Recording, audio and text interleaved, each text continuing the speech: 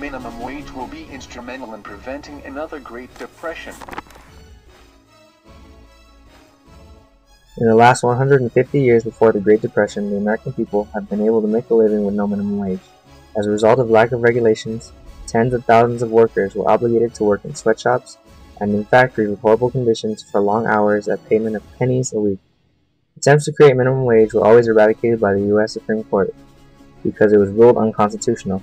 The Supreme Court thought a minimum wage restricted the worker's rights to set the price for his own labor. This allowed for employers to cash in on their workers before and during the Great Depression.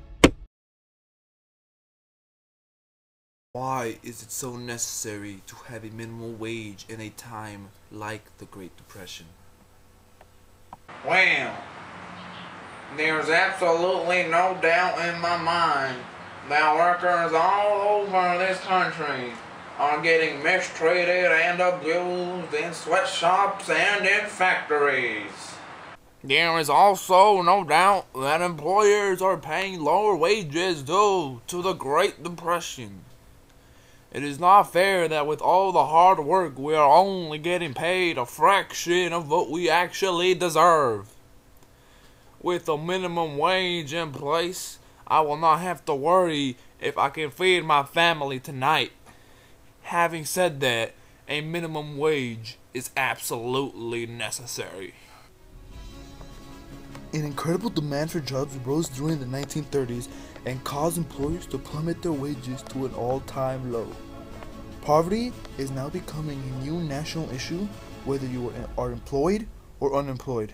Franklin Roosevelt made it his promise to constitutionally protect American workers in his 1936 re-election campaign. He won the 1936 election by a landslide, and by 1938 he signed the Fair Labor Standards Act, also known as the FLSA, into law as part of the New Deal.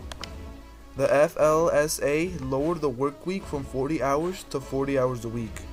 The FLSA also created a mandatory national minimum wage of 25 cents an hour to maintain minimum standards of living necessary for health, efficiency, and general well-being, without substantially curtailing employment. In addition, the Act set rules for the employment of workers under 16 and banned hazardous work for those under 18.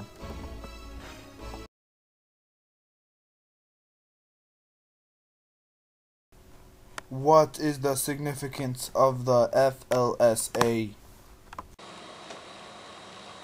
Thousands of people supported the FLSA, but there were still people that opposed it. For example, employers and fiscal conservatives said that it could hurt employees. People can argue that it can lead to unemployment and discourage workers from improving their skill and searching for better jobs. Everything has a pro and a con though. The pros of the FLSA are protecting the minimum wage of the average worker and preventing workers from being exploited. The fair payment of workers throughout the country will increase consumer spending, which will ultimately stimulate the economy. The birth of a minimum wage was vital in getting the American economy back on its feet. Franklin D. Roosevelt even said, "A fair day's pay for a fair day's work." Ever since minimum wage has been in place, it has been steadily rising to this day. Minimum wage will grow and become more than a tool to help the impoverished. It is a way to ensure fairness for the value of work, as well as the opportunity that work provides.